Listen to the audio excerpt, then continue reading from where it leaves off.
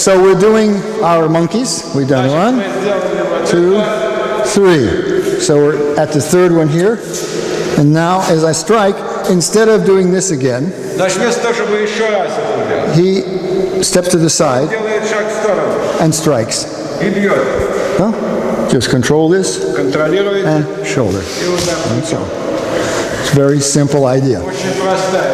Instead of continuing this thing, he just steps out of the way and punches. Remember now, he's the bad guy. So again, you don't have to question, why did he do that? Does it follow the principle or anything? He just decided to step aside and punch.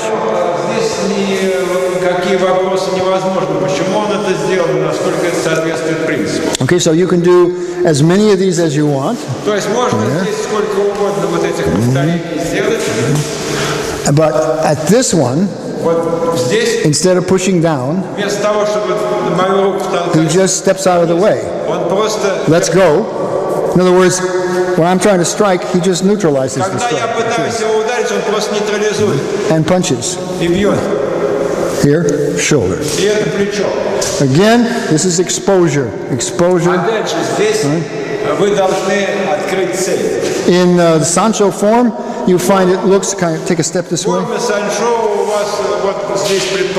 There's a moment where it looks like this. This doesn't look anything at all like slanting flight. But again, these movements are not defined by their exact look, they're defined by what you do.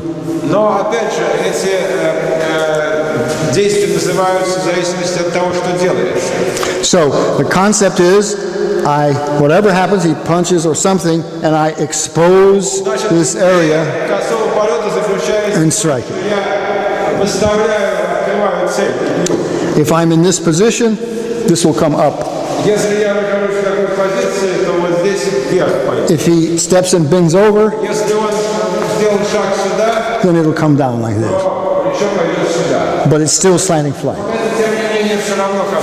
Okay, so remember our form.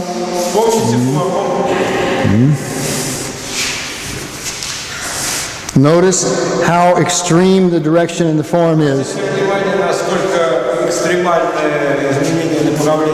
In reality, it's more like this. Just a slight directional change. Okay, now I think this is pretty simple application, right? But one thing to remember,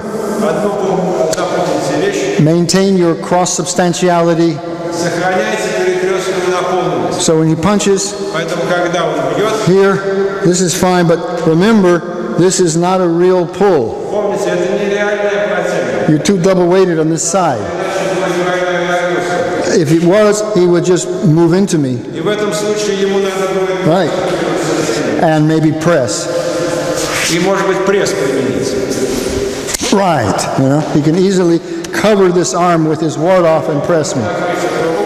So instead, I just listen. And I come like this. But again here, if I give this up and just become substantial on the right side, he can easily neutralize and knock me over at the same time. All right. Like this. All right. So, as I punch again. Here, remember, don't pull on this. Follow it. And here, as you strike, control the arm. All right. So that if he were to try to neutralize,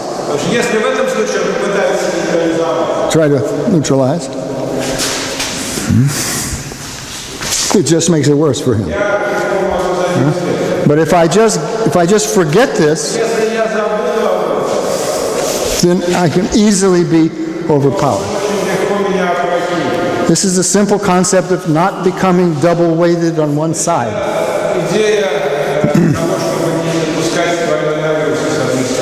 So in our form, this is always expressed as a kind of upright balance. You'll see that, so when we did monkey, we were like this. But as you can see, when you really did it, you might be like this.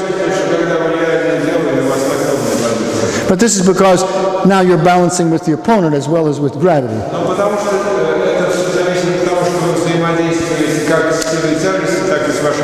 But in the form, this cross substantiality is always kind of represented by an upright position.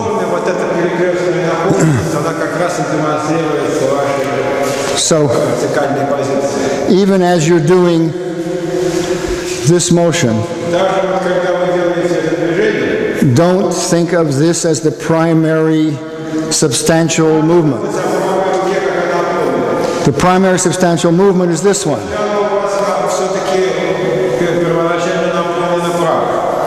This is sort of secondary.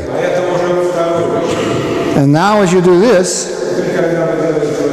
don't think of this as the primary movement, but think of this, so that you feel like it keeps you from leaning over. And of course, this becomes extremely critical, the same way when we do wild horse.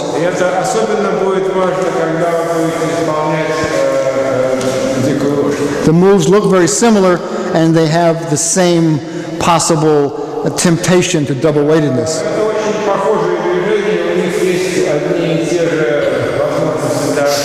But in wild horse, we turn the waist.